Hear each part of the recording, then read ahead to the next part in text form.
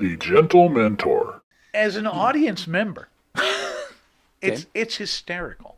I love it. It's fantastic. It was like, yeah, as one dude that I watched says, like, they're eating their own now, and this is the best part. Oh, that's brilliant. They're Yeah. eating.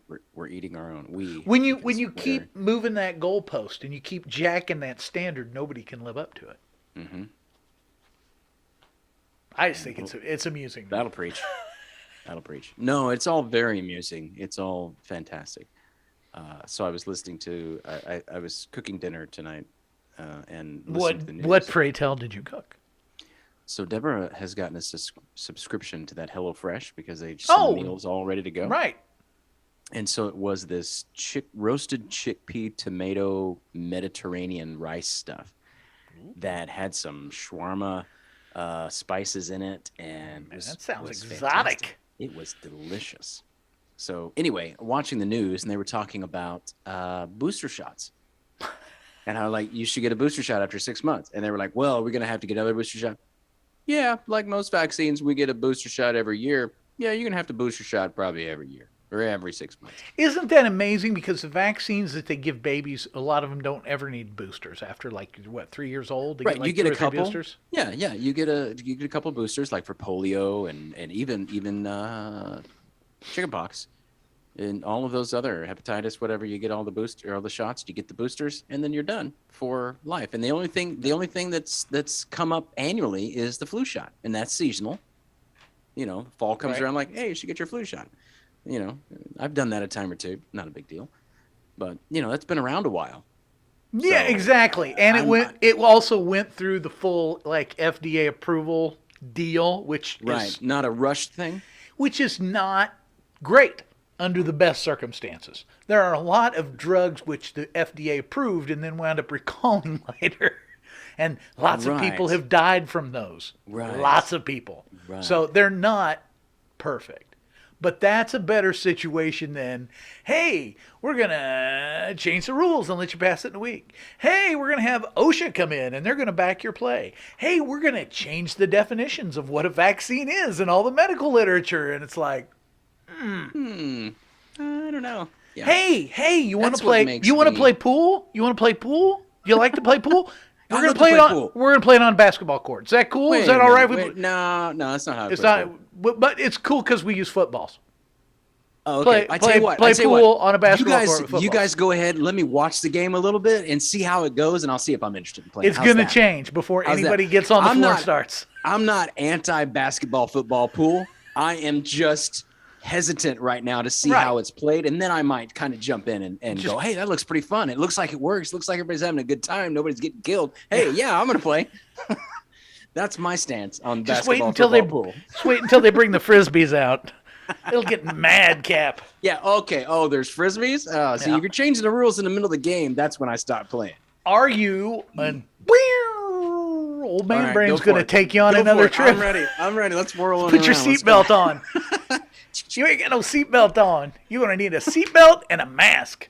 Oh, no. Can't ride. I assume everyone is, but I'll ask: are you a Val Kilmer fan? Yeah. I like Have that. you watched that documentary? No, I have not. The one on Netflix. Oh, Or is it on Netflix or Prime? Prime. Is it good? Prime? Okay, is it good? Is it good? Okay. So, dude, I heard a little snippet of recording in one of the news articles of him talking with his new synthetic voice. And I'm like, that is amazing. It sounds like Val Kilmer. Like, Does 30 it years sound ago. like him again? See, the movie is filmed before any of that. Okay. He's still like recovery, and Okay. he says Man, in the movie, he that says was the in- cancer's gone, but his body has not fully recovered Right. from the treatments. Listening to that, so it's you okay? You good? Yeah, all right? I pulled Okay. the headphones off with my toe and somehow managed to get my computer to shut down and restart now. So Good job. Wow. I'm gonna I have to think tell. I have no that idea how I deserves- did that. That deserves like a badge or something from the Girl Dude, Scouts. Or I something. mean, it was literally going blue shutting down. What? I've got cables all over here. I found out when I found the sound problem with the videos, I had to make some different headphone arrangements to remix so I could plug into something where I can actually hear the stereo signal. Okay. 'Cause it's better Anyway, that way. no, the company that's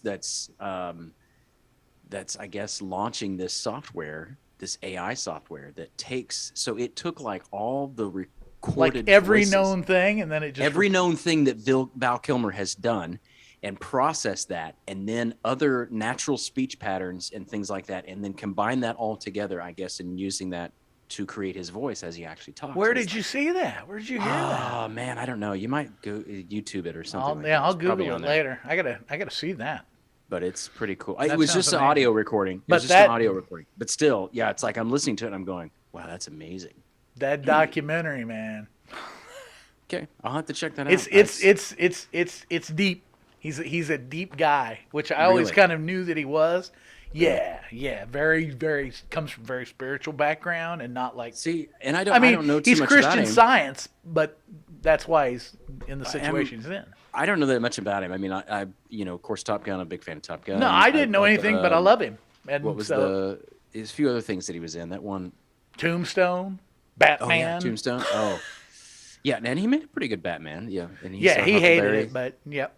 Yeah, he's our Huckleberry. Tombstone. What was the one? The one where he was like kind of like not the Batman superhero. What was it? What was it called? The Saint? Saint. That was it. Yeah. He's done so many great movies, and going through that, like remembering, oh yeah, I forgot about that. And The Doors, oh yeah, he was amazing. Oh, yeah, he he was in sang The that Doors whole movie. thing. Oh man, see, I He didn't see goes, that one, but he some goes parts of through. it. He has like had video cameras since video cameras were around, and that's how this whole thing starts. Is him going into this kind of storage place and showing all the video he has amassed throughout his career. Everything from audition tapes, times he was in plays with other famous people when they were like starting out, and like behind the scenes video and stuff. There's like a clip of Kevin Bacon and Sean Penn mooning him, and they're all backstage in some play. And he tells the story of how he got That's hired to be the fantastic. lead in this play, and he was so excited. And then he gets a call, and they go, hey, Kevin Bacon's in town. He'd really like to play the lead. Would you mind being the second guy? And he's like, no, that's cool. I can do that. And so he practiced and rehearsed and get ready to do the play. He's like, Sean Penn's in town, and he'd really like to play the second guy. He said by the time we got to the stage, I was the guy that's the butt of every joke. I was not even in the top 4 guys. Nice. And that's when I realized that the key to success for me was to take those roles like that and Yeah. turn them into something that I could do. But it shows him like his rehearsal tapes of him practicing the Jim Morrison stuff and singing wow. it and matching it and stuff. And it's like, oh, dude. Frightening. Excellent stuff. But lots of like the spiritual and philosophical stuff he talks about. It's like, it's good. It's really cool. good. Enjoyed it a lot. I'll have to- I thought it was going to be a downer, but it was actually kind of uplifting and made you feel good. So Well, I'll have to check it out then.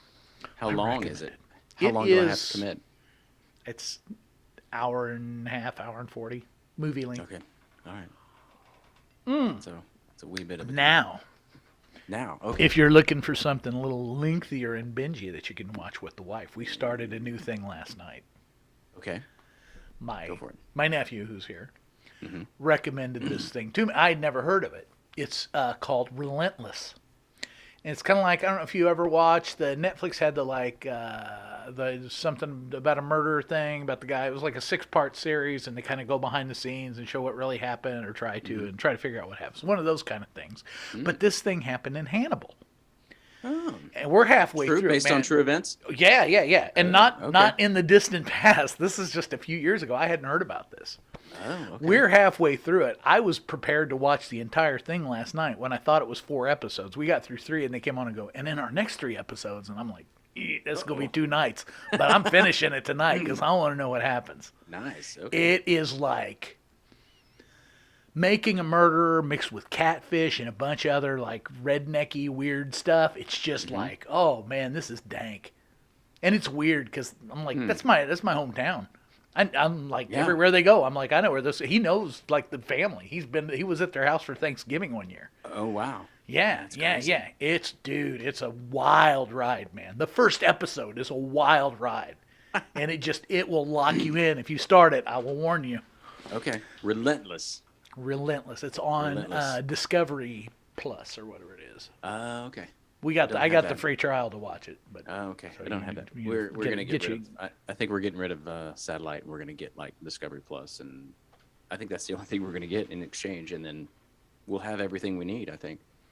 Yeah. So, All of our so entertainment's borrowed. we started watching, which I still haven't sent you a login. For what? I can't say. I shouldn't say, just in Oh. case it goes out. Yeah. You know, you don't want anybody to. I won't tell you. It's Paramount Plus. We started watching Murders in the Building. Murders Only in the Building. Have you seen that? That's a Steve Martin thing? Steve Martin, Martin Short, and Selena Gomez. Selena Gomez. Yeah, And what some an odd Disney girl. What an odd combination, and Yeah.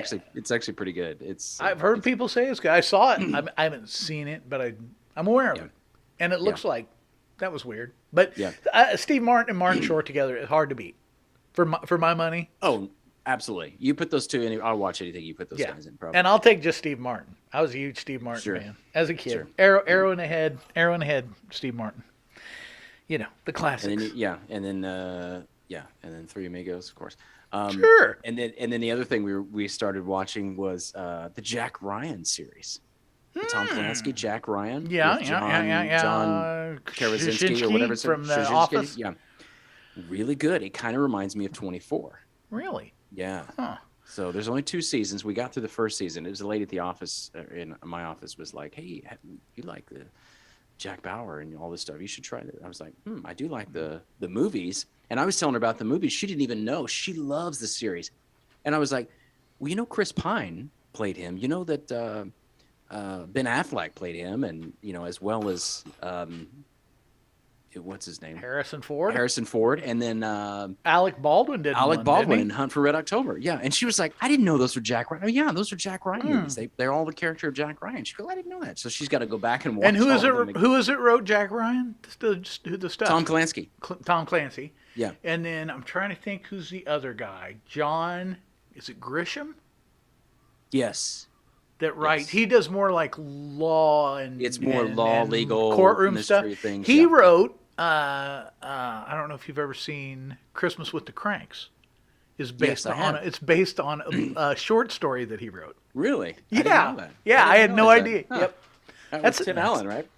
Yeah. Yeah. One of our favorites. I had a lunch today that I was at, and some of the guys at the table were talking about. So there's an organization here, not Planned Parenthood. Sorry, I almost said Planned Parenthood. That was not. There's an organization here that's called. Planned motherhood. I can't remember what it's called. I can't remember. What it's Unplanned motherhood. That's a Unplanned Missouri. motherhood. It's a Missouri organization. called. I can't remember what it's called. But anyway, Unintentional parent. So pre-COVID, they had a they would counsel or coach. They called them coach. They would coach dads, and the ratio was about 6% of the people that they coached were dads, who were getting into, becoming a father for the first time, and so they were coaching these dads. Post-COVID, it's 40%. And I was sitting here listening to these guys talk, and I was like, that's kind of what we're doing, but we've never tackled the whole dad thing, the whole fatherhood thing. We've never just focused in on what's it like being a dad? What's it like being a father? What's expected of us? We don't know. What do you got to prepare for? That's the whole What problem. do we know? Nobody knows. But we need those. We need those things. We need those. And it's like, and so they're having like these 23-year-old girls, young ladies who are coaching these dads in their first position as a father. I'm like, Well, from Mozo's spiritual thing to the dudes out in LA that we hang out with, they're all being coached about how to be a man and how to do this, and all the coaches are women. I'm like, yeah. I'm not sure how And it's that not that they're works. anything I'm wrong, not being because I'm not being sexist. Just saying. No, but it's true. I actually know in this organization. I actually know some of these young ladies who are doing the coaching, and I trust them. But it's like you don't have any experience. You can't. Exactly. Just all you got to do is give it the twist and imagine going into a class for women's issues taught by a man. How would women feel about that? They would immediately go, "Well, it doesn't mean he's stupid, but he has no experience." Mark Walker teaches ministration techniques 101. No, I don't have any experience. I will sign up for that. Anyway, it's like so there's that niche that We we're can do it. already in. That we're already in. It's like, okay, so I was just sitting here thinking. Write that down on the dry erase board for next time. I took a Dad note issues. on my remarkable. I took a note. We've got to really tackle fatherhood. I know we talked a little bit about that when we interviewed Mozo a little bit the first time and had a conversation with him. And we've talked to fatherhood about like from the perspective of having fathers and losing fathers. Right. And we've brushed the idea, but we haven't made it like the focus. We'd talk about raising sons and daughters. And so one of the conversation pieces at the table was, what is the best piece of advice that you've ever received? And everybody was thinking, they're like, because when you're put on the spot like that, you got these icebreaker things at the table. It was a business meeting or a business networking thing. And so all the people at the table were just like, what's the best piece of advice? And I was like, well, I'll tell you the best piece of advice that I think I received that I like to give. So that's the best one that I know. And I gave my piece of advice as fatherhood that parenting is an 18-year-long lesson in learning to let go. And it struck the chord with a lot of those guys because they were all fathers of younger kids. They were all like, they had kids that were like 4 and 7, and I've got, a 23 and a 13-year-old. And it's like, they were just like, that really, and they were just like, later one of them hit me up and they're like, hey, what else? What do you have some resources on helping with father? Because I'm going to be a father in like January and I don't know what to expect. I'm like, let's do it. We have that. What to expect when you're expecting. That is what to expect when you're a dad. What to expect when you're near someone who's expecting. When you're expecting adjacent. What to expect when you're living with someone who's expecting. Yeah. Adjacent to expectation adjacent. That's the name of it. There you go. There's the title. Expectation adjacent. I like that. Is that already? We need to look that up. We should write a book. Maybe we will. First, let's do the podcast. Okay. Yeah, write that down. We'll go. That's nice too. We can beat the crap out of that. We can do weeks and weeks of talking about that. Yeah. And we could have our children on as well. Nope. I wanna talk theoretics. I don't want to show you what I actually managed to do. Oops. Yeah. No, my favorite one is Jordan Peterson. He's don't raise kids that you'll hate. Which was like, oops. No, I didn't raise kids that I hate. But no, you don't raise kids that you hate. Yeah. No, I raise kids that I love. It's just they're a little too much like me at times, and that's like. That's I think that's I don't. Universal. You don't have to do much. Yeah. Let's face it. The very little you do, the more they turn out like you. There's a T-shirt for you. The less you do, the more they turn out like you. There's a poet rhyme. Yeah, we can tear through that. That'll be good. That's a good, broad, open thing. It's about what have you learned after being a father that you can tell them and you can teach them. Well, that's all you got. That's the problem. You don't learn anything until you're done. That's the other thing I learned about fatherhood. Oh man, that's good. I didn't get it until it was over. We got to save the game was over before I knew the rules. We're recording it right now. We'll edit it back in. We got to save all this because we got to come back to this and we got to do some sessions on fatherhood. Yeah, absolutely. We'll do a bunch. Yeah. About 8 or 12. That's what I'm saying. It's so broad. We can come at it so many different directions. Sure. Yeah. Talk about the husband aspect and the small child aspect and later child. Yeah, Mozo was having the blues the other day. He sent his kids off to school and he's crying and having a hard time. I'm like, prepare yourself, buddy. He said, you cry now and you'll cry at the other end of it too for a completely different reason. For sure you will, especially if you got a daughter. Yeah. So you're going to look at the same picture and cry the same tears for a totally different reason. But it's all connected. Many times. Yes. Like you said, I think that's mucho apropos. The continual. Very good, yeah. the continual goodbye, the continual let go. Ooh, the 18-year-long lesson in learning to let go. Mm-hmm. That's what it is. I heard I was watching something the other day, and it was it was a woman, and she's talking about, you pick your children up and you set them down, and you pick them up and set them down, and you never realize that one of those times was the last time you're ever going to set them down. Last time you pick them up, and last time you pick them up, and last time. Yeah, they're never going to need you like that again, and you don't even realize it's over. It's like, oh, I don't need that. That's too much perspective. When you've got me saying that's too much perspective, you've done something. I've done something, and I think that's the thing is too. As I heard Craig Rochelle talking about something like that too. He's like, I can't wait till the diapers are gone. I can't wait till this is gone. And after 6 kids, he's like, now I've got one living at home, and that's it. and I don't change any more diapers. And they're in high school, and it's like, and all that's gone. It's gone away so quickly. And now I've got grandkids, and now that I don't have grandkids, but he's got grandkids, and so yeah, we don't realize that goes so. Let me just say, good. Good. I don't have no grandkids. Glad to hear that's still a thing. Grandkids are still a thing? Are No, they? not having them yet. Oh, okay. Yeah. So That's any wagers on which one of us is going to be a granddad first? I just hope it's you. I don't know who it'll be, but I'm praying for you. My I'm son praying it's jokes, going to be you. My son jokes with his sister about him being first, being the first one to present grandkids in the family. He might. And I'm all for it. Lexi's like, you're probably right. I'll support his bid for the throne, buddy. That's funny. I'm not ready. My wife's probably ready. She'd be ready way before me. But My wife's definitely ready. oh man, another something to squeeze. She's already got. These are getting too big to cuddle. She's already got buckets full of toys that she's keeping.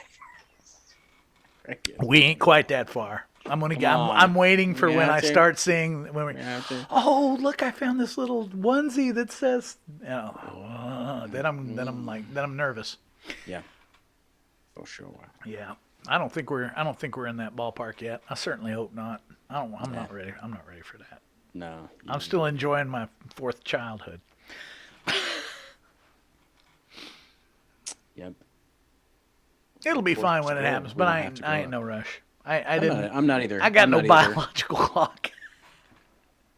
I'm not either. I think my wife is probably ready at any moment. She's like, I can take one. I mean, if we don't, let me just say it this: if we don't have grandchildren, probably in the next 7 years or so, we're going to be adopting, and I love that children. We got to get on the road. We've got to get on the road. I love that there's lots of children and there's lots of families who take children who need homes, and I do too, but we got to get on the road. We got to get out of here. This is